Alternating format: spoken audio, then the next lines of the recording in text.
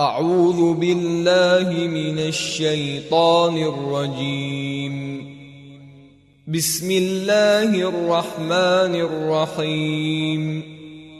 الحمد لله رب العالمين، الرحمن الرحيم، مالك يوم الدين.